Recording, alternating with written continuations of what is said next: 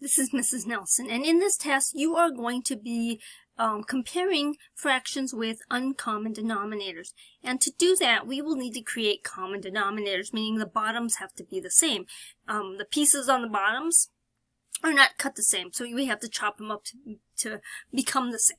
So to do that, what you are going to do is you are going to multiply the bottoms together, and that'll give you your common denominator. So in this case, 3 times 6 is going to be 18. So both fractions become denominators with 18 on the bottom. Okay? And you will then go from the bottom, you will multiply 6 times 2. And that'll get you your answer on this side. So 6 times 2 is 12. Okay? And then you're going to go over to the other side and multiply 3 times 7. And that'll get you your answer on this side, which is going to be 21. So now you can compare the two fractions because everything is cut up the same. You just have to compare which is the larger number. Well, this one. So 3 2/3 or 7/6. So if you had to compare 2/3 or 7/6, which is bigger, this one will be bigger. So you will be asked which one will be bigger. So let's take a look at another one of these. Hold on here. So you're going to have a something in Edge Elastic that looks very similar to this. So you're going to have to fill in the blanks. Okay, so in this case, our fraction is going to be 3/4. We're going to compare 3/4 to 9/8.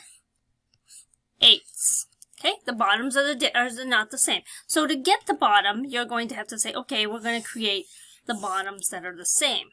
Okay, so both of those will now get 32 as the bottom because 8 times 4, 8 times 2 is 16. 16 times 16 plus 16 is 32. So 32 and 32, because this will become 3/4 over here and 9/8. So 3/4 is becoming a whole new equivalent fraction, and 9/8 is becoming a whole new equivalent fraction. Then you're going to take the 8 and multiply it times the 3. That'll get you your answer over here. So 8 times 3, so 8 times 2 is 16, and 8 times 3 is 24. So you'll have a 24 over on this side. Okay? And then you're going to have 4 times 9 over here, which is going to be 36, because 36. So then you have to say which one is larger. You have to compare that. So let's take a look at then in Edge Elastic, it's going to ask you which is larger. It's going to ask you which is larger. It's going to ask that question. And you are going to need to figure out which is larger. Well, if you look up here, you already know that, well, 3/4 became 24/32, and 9/8 became 36/32. So this one, 36/32, is bigger. So then 9/8, sorry, I wrote the wrong fraction down here. I need to rewrite the right fraction here. Okay, so you had 3/4 over here, and you were comparing 9/8. So then, of course, you're going to have to say, well, of course, 36 is bigger than 24. This one over here was 24, and this one over here is 36. So 36 is bigger. So 9/8 is bigger. Okay? That's because you're looking when you